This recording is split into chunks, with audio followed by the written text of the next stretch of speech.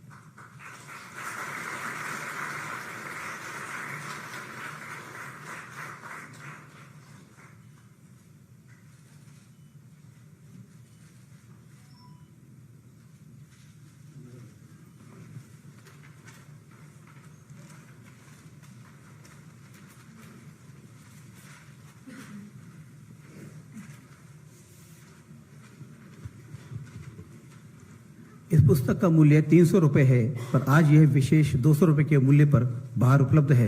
आप में से जो लोग लेना चाहें वे ले सकते हैं। विश्व के सबसे बड़े राजनीतिक दल भारतीय जनता पार्टी के राष्ट्रीय अध्यक्ष माननीय श्री जगत प्रकाश नड्डा जी अपने सौम्य और मृदु व्यवहार के लिए जाने जाते हैं। छात्र जीवन से ही वे अखिल भारतीय विद्यार्थी परिषद में सक्रिय हुए, राष्ट्रीय मंत्री बने। तदुपरांत भारतीय जनता युवा मोर्चा के राष्ट्रीय अध्यक्ष निर्वाचित हुए। 1993 में पहली बार हिमाचल प्रदेश में विधानसभा का चुनाव लड़ा और विजय प्राप्त की। नेता प्रतिपक्ष बने। सन 1998 में वहां मंत्री बने। 2010 में भारतीय जनता पार्टी के राष्ट्रीय महामंत्री बनाए गए। 2012 में आप राज्यसभा के सांसद बने। 2014 में वे भारत सरकार में स्वास्थ्य एवं परिवार कल्याण मंत्री का उन्हें दायित्व मिला, जिसे उन्होंने सफलतापूर्वक निर्वहन किया। 2019 में वे भारतीय जनता पार्टी के कार्यकारी अध्यक्ष बने और जनवरी 2020 से आप भाजपा के राष्ट्रीय अध्यक्ष का महती दायित्व निभा रहे हैं।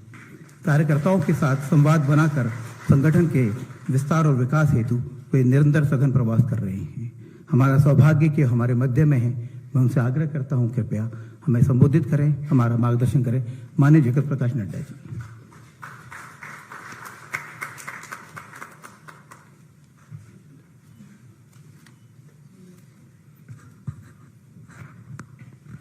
आज के इस पुस्तक के लोकार्पण के अवसर पर मंच पर उपस्थित हमारे डॉक्टर श्यामा प्रसाद मुखर्जी के डायरेक्टर और मेरे मित्र डॉक्टर अनिर्बान गांगुली जी, हमारे शिवानंद द्विवेदी जी जो एडिटर हैं अमृतकाल की ओर इस पुस्तक के, श्री के उपाध्याय जी, श्री प्रभात कुमार जी, और यहाँ उपस्थित हमारे साथ भारत सरकार में मंत्री एसपी सिंह बघेल जी, हमारे सांसद मनोज जी, राष्ट्रीय संगठक हमारे वी सतीश जी, और यहाँ उपस्थित सभी वरिष्ठ सज्जन वृंद और मेरे प्रभात प्रकाशन के प्रभात जी, और हमारे मीडिया के साथ ही प्रिंट मीडिया और इलेक्ट्रॉनिक मीडिया के मेरे साथी।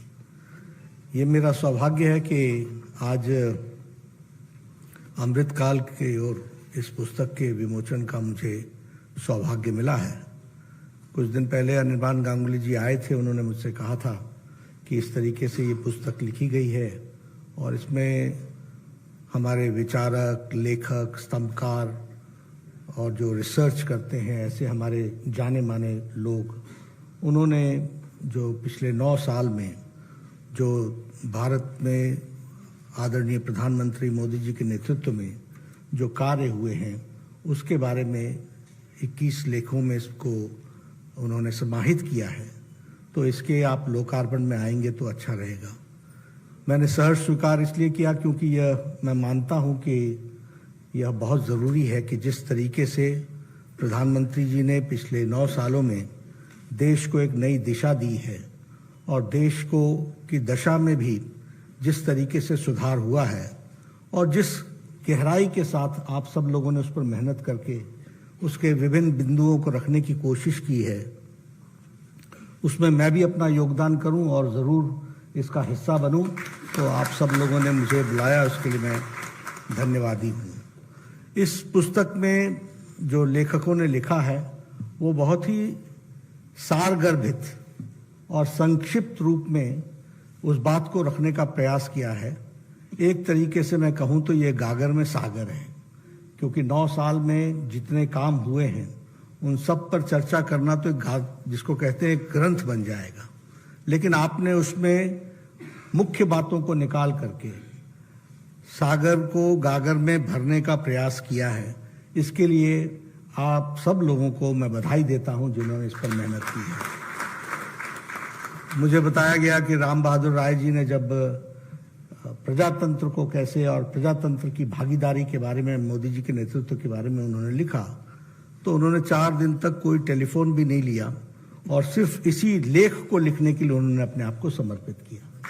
तो ये बताता है कि किस तरीके से इस किताब को पर कोशिश हुई है, और इसलिए हम सब लोगों का ये दायित्व भी बन जाता है कि हम इस पुस्तक का अध्ययन भी करें, पढ़ें भी, और जिस तरीके से हमारे भारत के गृह मंत्री अमित शाह जी ने इसका प्राकथन लिखा है वह भी पढ़ने लायक है, जिसमें उन्होंने बताया है कि किस तरीके से इस यात्रा में राज करना एक बात है, राज करने के लिए समर्पित भाव से, सेवा भाव से उसको आगे बढ़ाना, और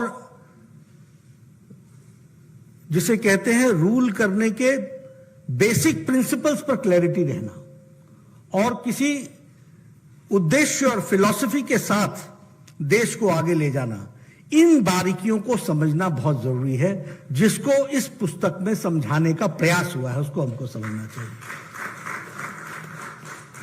ये प्रधानमंत्री से प्रधान सेवक, ये शब्द सिर्फ शब्द नहीं है, ये संस्कारों को परिवर्तित करने वाला रास्ता है।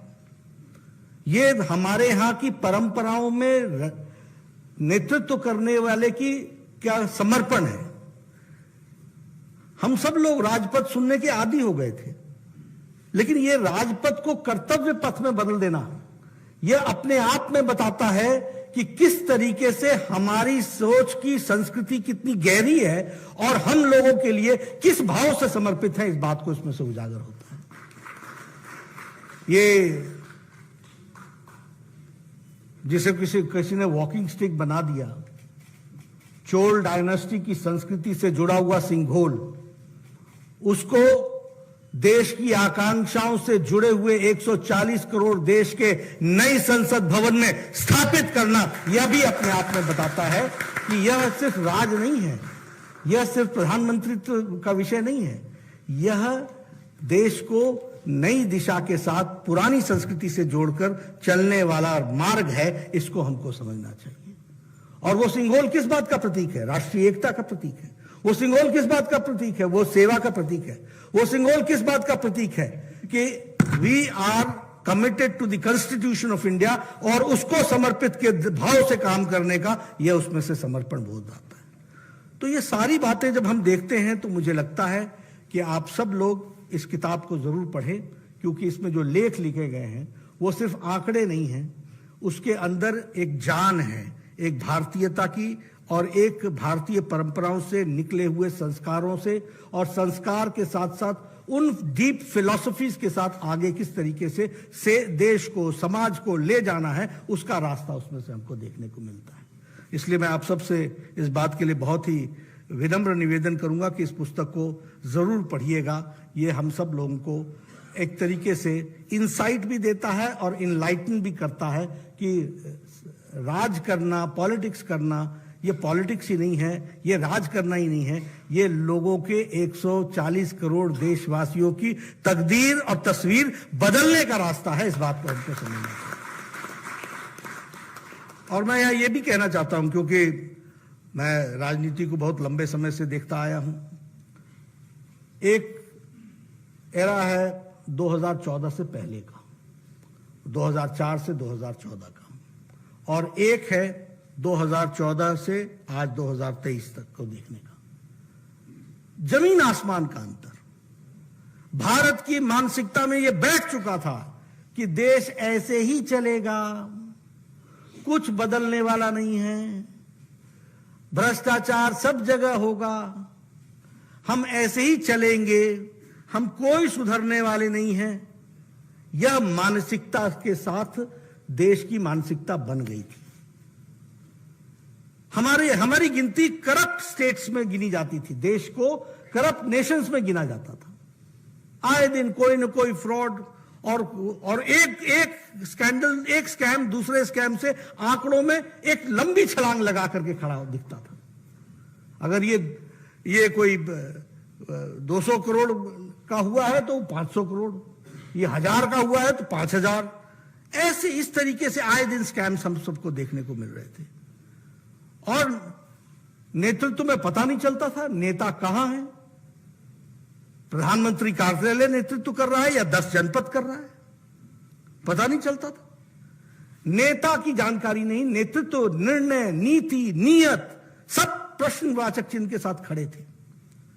आपने हिम्मत करके 2014 में आदरणीय मोदी जी को आशीर्वाद दिया, भारतीय जनता पार्टी को आशीर्वाद दिया, एनडीए की सरकार बनी और 2014 में नेतृत्व भी मिला, नीति भी मिली, नीयत भी साफ थी और काम करने के साथ साथ आगे बढ़ने का लक्ष्य था जिसको हम लोगों ने पूरा किया। यह हमको ध्यान में रखना चाहिए। इसलिए पॉलिसी पैरालिसिस से decision making government, bold decisions लेने वाली गवर्नमेंट, यह हम सबको देखने को मिला है। और देश का वातावरण भी बदला और देश के वातावरण बदलने के साथ साथ मैं यह भी कहूंगा कि राजनीतिक संस्कृति बदल गई, पॉलिटिकल कल्चर बदल गया। वोट बैंक पॉलिटिक्स से निकल करके देश अब रिपोर्ट कार्ड पॉलिटिक्स पर आ गया। डायनेस्टी से निकल करके डेमोक्रेसी के साथ खड़ा होना सीख गया है और उसी तरीके से डायनेस्टिक से निकल करके मेरिटोक्रेसी के साथ खड़ा होना यह देश सीख चुका है। यह हमको समझना चाहिए, यह हमको ध्यान में रखना चाहिए। और हम अगर मोदी जी के विषयों पर चर्चा करें, इसमें आपके 21 लेख लिखे हुए हैं जिसमें आप सारी बातों को, इन बातों को आप रखेंगे। लेकिन अगर आज हम देखें तो हम कह सकते हैं कि एक समय 2014 से पहले का समय था, मालूम नहीं कहां बॉम्ब ब्लास्ट हो जाएगा, मालूम नहीं टेररिस्ट एक्टिविटी कहां हो जाएगी, मालूम नहीं बॉम्ब कैरॉट प्लेस में फटेगा या हाई कोर्ट के परिसर के बाहर फटेगा, मालूम नहीं कि बनारस के रेलवे स्टेशन पर फटेगा या मंदिर के सामने फटेगा। यह वातावरण हम लोगों ने देखा और आज हम देखते हैं कि देश सुरक्षित और सुरक्षित के साथ साथ एकता के सूत्र में बंधा हुआ देश हम सबको देखने को मिलता है। कभी हम लोगों ने सोचा था कि आर्टिकल 370 एब्रोगेट होगा? कभी सोचा था? नारा हम जरूर लगाते थे, एक देश में दो निशान, दो विधान, दो संविधान नहीं चलेंगे। लेकिन आप लोगों ने साथ दिया और आप लोगों ने साथ देने का नतीजा यह रहा कि आज it was 6th of August 2019 that the complete unification of the country was done and Article 370 was abrogated. उसी तरीके से विकास और विरासत दोनों का ख्याल किया गया। विकास में अगर हमने बहुत ऊंची ऊंचाइयां ली और हमने नए नए कीर्तिमान स्थापित किए तो विरासत का भी ध्यान रखा। अगर हम कहें तो केदारनाथ से काशी विश्वनाथ का जीर्णोद्धार, हमारे शंकराचार्य जी की समाधि का फिर से बनना, फिर उसी तरीके से हमारे पूज्य स्थानों का फिर से रीडू करना और उसको आगे बढ़ाना। हम सब लोगों से पूछा जाता था, हम कहते थे हम मंदिर वहीं बनाएंगे, तो हमसे लोग पूछते थे तिथि कब बताएंगे। आज हम ये कह सकते हैं कि भव्य राम मंदिर वहां पर बन रहा है और वह भारत की संस्कृति का एक तरीके से सूचक है, वह भी हम सब लोगों को ध्यान में आता है। एक बात जो हमको समझनी चाहिए वो ये कि एक पॉलिटिक्स थी डिवीजन की, north south division, language division, आपस में भेदभाव क्रिएट करो।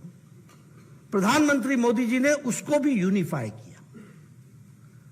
अगर संत तिरुवल्लुवर की बात उन्होंने यूनाइटेड नेशन, संयुक्त राष्ट्र में की, तो बसवन्ना की चर्चा, संत बसवन्ना की चर्चा उन्होंने यूके में राज करने की नीति पर की। यह भी हमको ध्यान में रखना चाहिए। अगर तमिल काशी संगम इसको आगे बढ़ाया तो तमिल सौराष्ट्र संगम को भी आगे बढ़ाया। यह सब बताता है कि कल्चरल यूनिफिकेशन के लिए किस तरीके से काम हुआ है, वह भी हमको, यह सिंघोल अपने आप में इस बात का सूचक है कि भारत एक यूनाइटेड रूप में देखने का तरीका किस तरीके का होता है, उसकी गहराई को भी ये बताता है, दर्शाता है। इसको भी हमको ध्यान में रखना चाहिए। एक सबसे बड़ी बात मैं जरूर कहूंगा, क्योंकि सार्वजनिक जीवन से लंबे समय तक जुड़ा रहा हूं और मुझे लंबे समय तक एक विधायक के रूप में काम करने का मौका मिला। गांव, गरीब, वंचित, पीड़ित, शोषित, दलित, महिला, युवा, किसान, इसकी चिंता अगर हुई है तो सही मायने में नरेंद्र मोदी जी के नेतृत्व वाली सरकार ने चिंता की। Empowerment of the poor, empowerment of the women, empowerment of the Dalits, empowerment of farmers, ये अगर कभी हुआ और सही मायने में हुआ, और मैं आपको धरती की बात बताना चाहूंगा। बहुत सी बातें चर्चा होती है लेकिन मैं सोच करके कई बार छोड़ देता हूं, लेकिन आज आपसे जरूर शेयर करूंगा। आज प्रधानमंत्री आवास योजना में लगभग 4 करोड़ से ज्यादा मकान बन गए हैं और किचन, टॉयलेट, गैस का कनेक्शन, कोर्टयार्ड और उसके साथ साथ 2 कमरे और इस तरीके की व्यवस्था के साथ आज 4 करोड़ घर बन गए। मैं एमएलए था, मेरे सामने मेरा ब्लॉक डेवलपमेंट ऑफिसर आता था बीडीओ और कहता था, नड्डा जी इस बार आपको एक पंचायत में एक इंदिरा आवास योजना में घर मिला है, बताइए इसको किसको दें। मैं कहता था, भैया ये तू ही बांट ले, मैं क्या बांटूंगा, इस इंदिरा आवास योजना को लेके मैं क्या करूंगा। देखिए पॉलिसी डिसीजन का फर्क जमीन पर क्या पड़ता है उसको समझिए। मैं आपको वो समझाने की कोशिश कर रहा हूं। आज 4 करोड़ घर, एक एक पंचायत में 200 100 घर बन रहे हैं और डायरेक्ट डिस्बर्समेंट हो रही है, डीबीटी के माध्यम से हो रही है। नो बिचौलिया, नो मिडिल मैन। ये बदला हुआ भारत नहीं है तो और क्या है, ये हमने धरती पर देखा है, ये हम आपको बताना चाहते हैं। अगर मैं स्वच्छ भारत की बात करूं, ठीक है, हम लोग कई बार इतने इम्यून हो जाते हैं कि इन बातों को ध्यान में नहीं रखते हैं। आप सब लोगों ने आज से अगर 10 साल पहले कभी भी हाईवे पर सफर किया होगा तो आप देखते होंगे कि झुंड की झुंड महिलाएं अपने दैनिक नित्य कर्म को करने के लिए सड़क के किनारे पर एक साथ जाती हुई आपको दिखती थी। क्या मानवता थी, क्या ह्यूमन डिग्निटी थी, क्या महिलाओं के साथ व्यवहार हो रहा होगा, आप समझ सकते हैं। और ये this also resulted into sexual abuse, this also resulted into sexual violence also because they were vulnerable।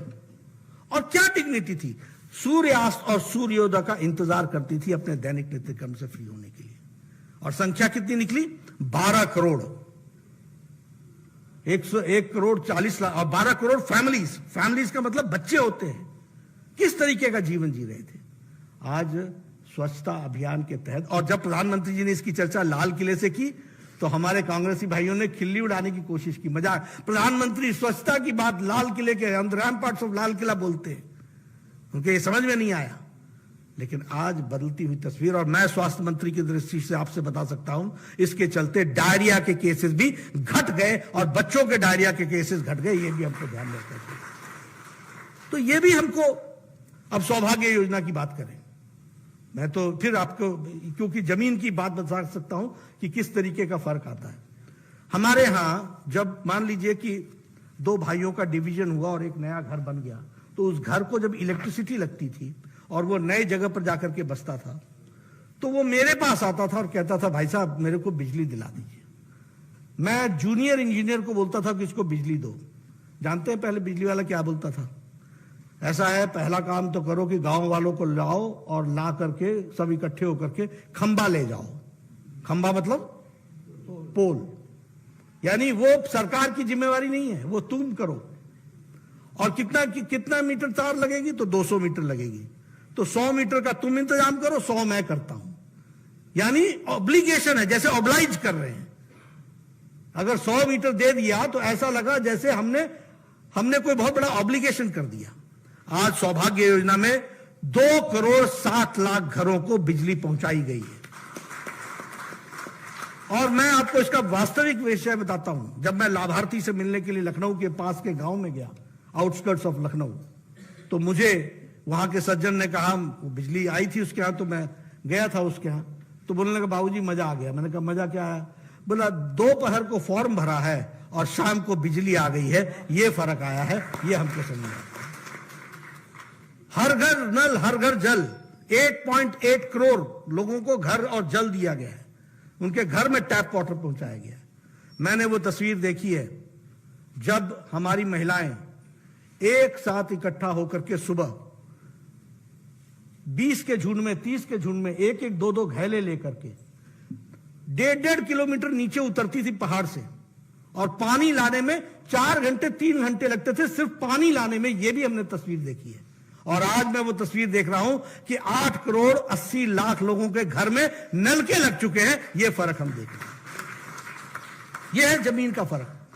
मुझसे कई बार मजाक में लोग आके बोलते मुझे क्या मिला, तो मैं कई बार उनको बताता हूं, पूछता भी हूं कि बता आज से 10 साल पहले, 5 साल पहले बावड़ी में नहाने जाते थे कि नहीं? बोले हाँ जाते थे।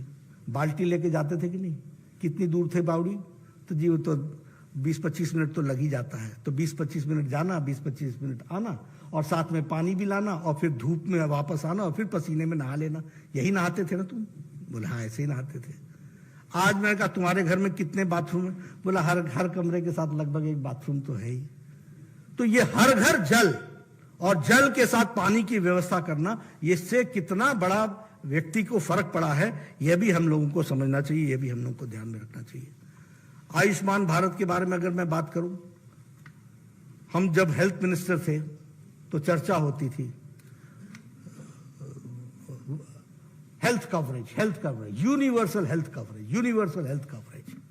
एक बहुत बड़ा नारा दुनिया के, मतलब वर्ल्ड हेल्थ असेंबली में जाओ तो कोई भी मिलेगा तो बोलेगा what are you doing about health coverage, universal health coverage. जैसे ये एक विषय है जिस विषय में हमको काम करने की जरूरत है, और हम समझते भी थे।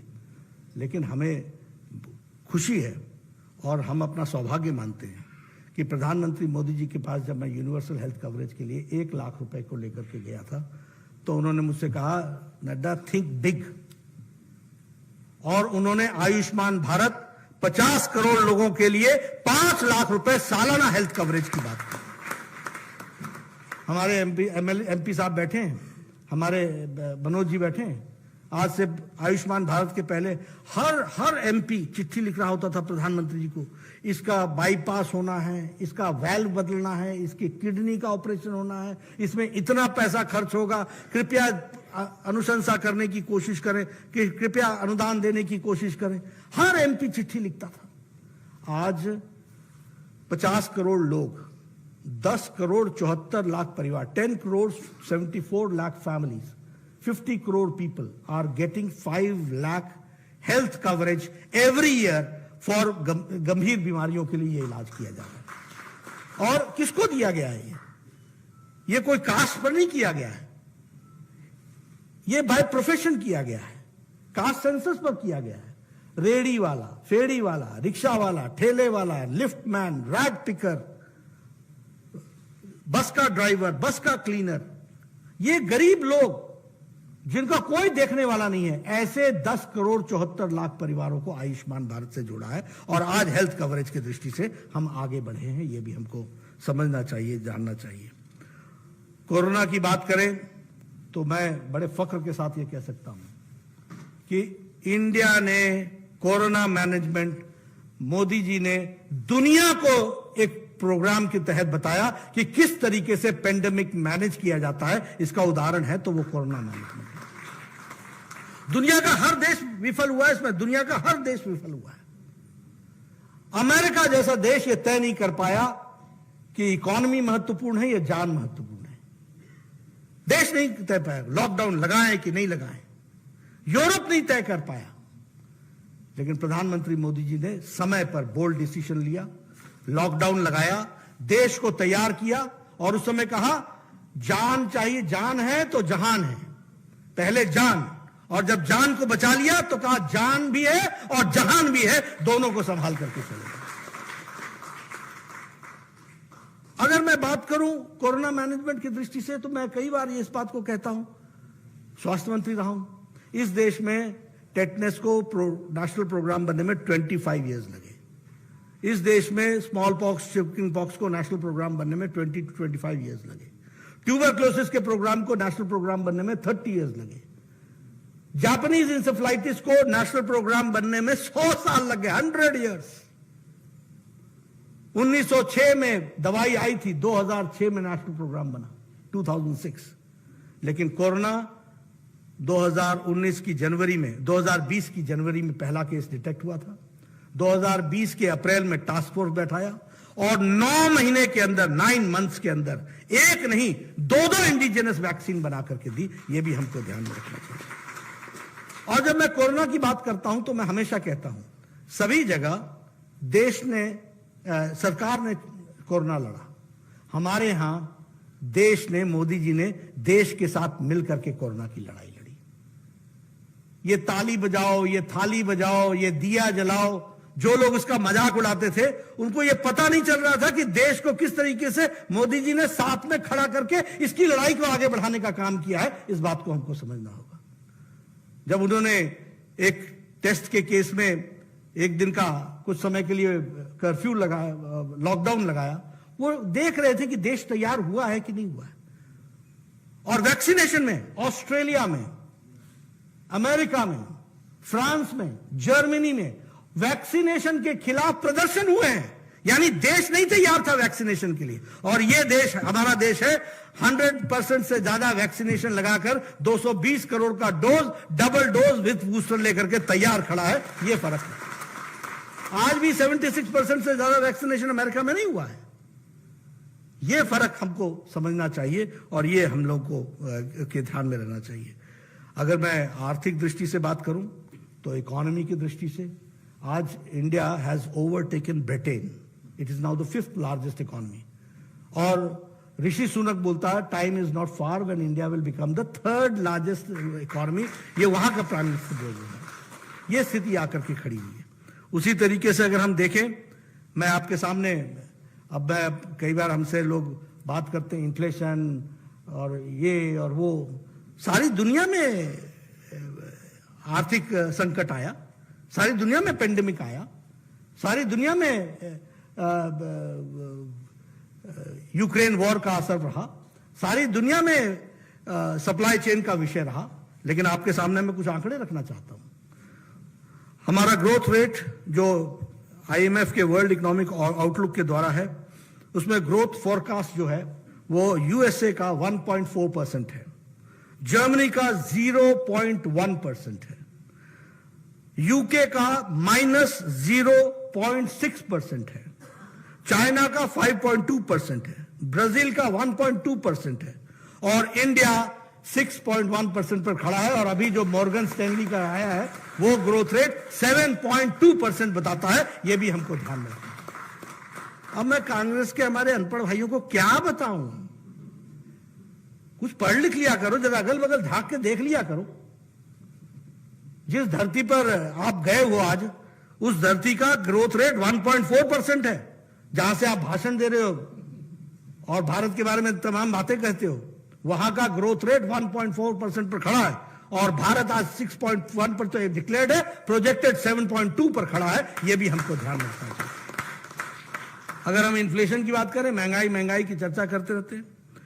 यूरोप का इन्फ्लेशन 8.6% पर खड़ा है, Germany 8.7, Italy 10, United kingdom 10.1, Russia 11.8, Turkey 5.7 और इंडिया 4.7% पर खड़ा है। यह भी हमको ध्यान में रखना चाहिए।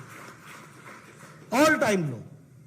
ये सारी बातों को हमको जरूर ध्यान में रखना चाहिए और जब भी हम इन बातों की चर्चा करें तो हमको जरूर लोगों से भी चर्चा करना चाहिए। दुनिया कह रही है कि India is now the bright spot, world is saying this, लेकिन हम अपने विरोधियों को उनकी दृष्टि तो ठीक कर सकते हैं, विजन कहां से दें? विजन नहीं दे सकते। आईसाइट तो ठीक कर दें, लेकिन विजन देना तो मुश्किल है। विजन तो उनको आएगा तभी होगा। हम इलेक्ट्रॉनिक मैन्युफैक्चरिंग में 500% हम ग्रोथ हमारा हुआ है। इलेक्ट्रॉनिक एक्सपोर्ट हमने 70,000 करोड़ किया है। Mobile 92% of the mobile we got was imported. Now 97% of mobiles are being manufactured in India.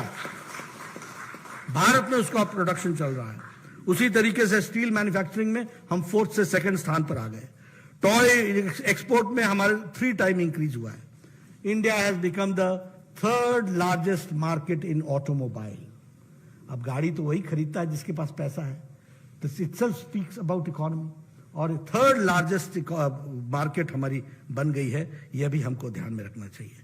मैं यहां एक बात जरूर कहूंगा कि जब जब भारत नए कीर्तिमान स्थापित करता है, जब जब भारत के नेतृत्व की थाथी बनती है, एक उसका लोहा लोग मानते हैं, तब तब हमारे कांग्रेस के युवराज राहुल गांधी बढ़ते गौरव से पता नहीं उनको क्या समस्या हो जाती है। यह गौरव उनको पछता नहीं है, यह गौरव उनको अच्छा नहीं लगता है। दुनिया की वैक्सीन की तारीफ कर रहे हो और दुनिया भारत की वैक्सीन लेने के लिए तैयार बैठी है। 100 देशों ने भारत की वैक्सीन ली और तुम भारत की वैक्सीन पर प्रश्न खड़े करते हो और दुनिया की वैक्सीन की प्रशंसा करते हो। अगर मैं बात करूं तो आप सर्जिकल स्ट्राइक पर प्रश्न खड़ा करते हैं।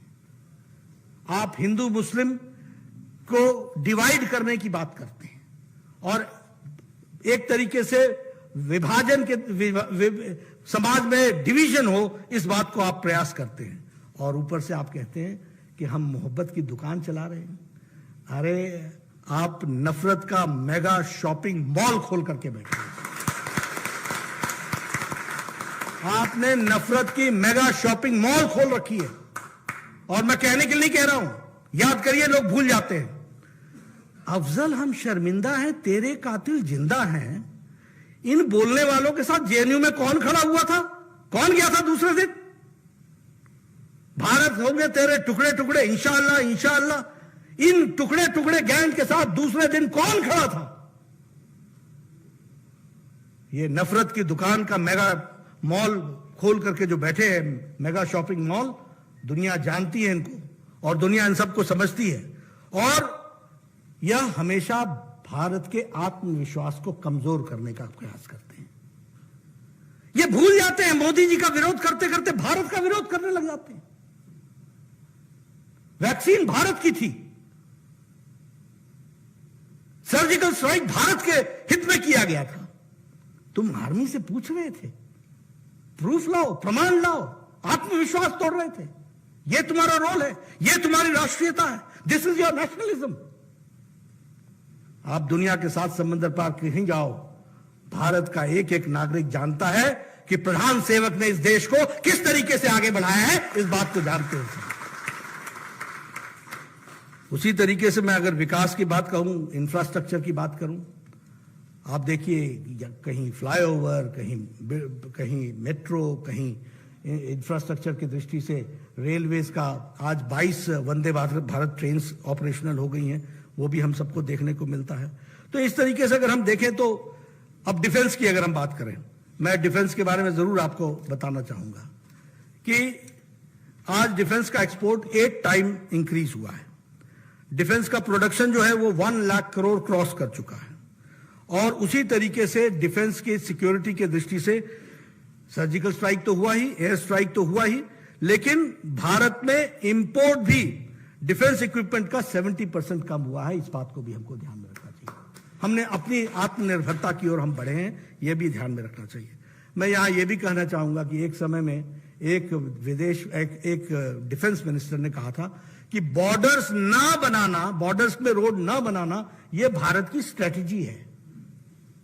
आप देखो, सोच देखो कि बॉर्डर्स पर रोड ना बनाना यह भारत की स्ट्रेटजी है। ये this is also part of defence. ये एक हमारे मंत्री ने कहा था जो डिफेंस के मिनिस्टर थे। आपसे मैं बताना चाहूंगा कि 2088 किलोमीटर्स इंडो चाइना बॉर्डर पर सड़कें डबल लेन बन चुकी हैं। ये हमको ध्यान में, ऑल वेदर वे। 1336 किलोमीटर्स इंडो पाक बॉर्डर पर सड़कें बन चुकी हैं। 19 किलोमीटर बांग्लादेश बॉर्डर पर बनी है और 3,595 टोटल बॉर्डर रोड्स पर ऑल वेदर रोड सड़कें बन चुकी हैं। विद इन 24 आवर्स हमारी इंडियन आर्मी किसी भी बॉर्डर पर पहुंच सकती है। यह परिस्थिति आज आकर के खड़ी हुई है और इसमें 20,700 करोड़ रुपीस खर्च हुए हैं। यह भी हमको ध्यान में रखना चाहिए। अगर मैं एक्सटर्नल के दृष्टि से बात करूं, आपने देखा अभी हमारे प्रधानमंत्री जी जापान गए थे, G7 की मीटिंग अटेंड की और वहां पर चर्चाएं हुई। आपने देखा किस तरीके से जो बाइडेन ने जो वक्तव्य दिया, क्या वक्तव्य दिया, आई वॉन्ट योर ऑटोग्राफ। फिर आगे क्या कहा कि I have a complain, next year in June 22 you are coming to America, we are offering you a state dinner, people are complaining me that they want to join and be the part of the dinner and meet Prime Minister Modi। ये Joe Biden बोलते हैं, Bharat America का राष्ट्रपति बोलता है। हमारे Papua New Guinea के आपने देखा प्राइम मिनिस्टर साहब ने जिस आदर के साथ उनका स्वागत किया, वो भी आप लोगों ने देखा। आपने देखा ब्रिटिश का प्राइम मिनिस्टर किस तरीके, ऑस्ट्रेलिया का प्राइम मिनिस्टर किस तरीके से कहता, you are the boss, Modi is the boss. ये वाक्य, ये सेंटेंसेस, ये अपने आप में भारत के कहानी बताते हैं। और ये ऐसे ही नहीं हुआ है। प्रधानमंत्री जी ने 100 बार विदेश यात्राओं में 60 कंट्रीज के साथ अपने आप को एंगेज किया है और दुनिया में अपना स्थान बनाया है। इस बात को भी हमको ध्यान में रखना चाहिए। हम अगर क्वाड के सदस्य बने, हम अगर G7 में रेगुलरली बुलाए जाने लगे हैं, G20 को हम लीड कर रहे हैं, I2 U2 में के हम पार्ट एंड पार्सल बन गए हैं, ब्रिक्स में हमारी महत्वपूर्ण भूमिका है। और सबसे बड़ी बात देखिएगा, मैं आपको बताऊं, जो लोग अंतर्राष्ट्रीय राजनीति को समझते हैं वो उनको यह समझना चाहिए कि मोदी जी के राज में ये जो अमृत काल की तरफ हम आगे बढ़ रहे हैं, डीहाइफनेशन ऑफ इंडिया एंड पाकिस्तान। डीहाइफनेशन का मतलब क्या हुआ? दुनिया के जितने भी नेता आज से पहले चर्चा करते थे, वो हमेशा एक वाक्य में कहते थे, India and Pakistan, India and Pakistan. आज दुनिया का कोई भी नेता इंडिया के साथ पाकिस्तान शब्द नहीं लगाता है। Now India is India and Pakistan is where it is. वो वही है जहां है। ये भी आप लोगों ने देखा। तो एक इंटरनेशनल दृष्टि से भी देखें, अंतर्राष्ट्रीय दृष्टि से भी देखें, और हमारे सांस्कृतिक विरासत के बारे में मैंने आपसे चर्चा की। तो ये सब कुल मिलाकर के एक तरीके से ये प्रयास हुआ है कि आज देश विकसित भारत की ओर चल रहा है। और अमृत काल में ये हम सब का सौभाग्य है, क्योंकि आप लोगों ने भी राजनीति बहुत समय से देखी है। आप सब लोग जानते हैं, मतलब मैं तो बिहार से आता, शुरुआती जो दौर हमारा वहीं गुजरा। यहाँ कुछ न बदलेगा, यहाँ कुछ न बदलेगा, ये वाक्य से शुरू होता था। और हम सब लोग भी मान लेते थे कि ऐसा ही चलेगा, ऐसा ही चलेगा।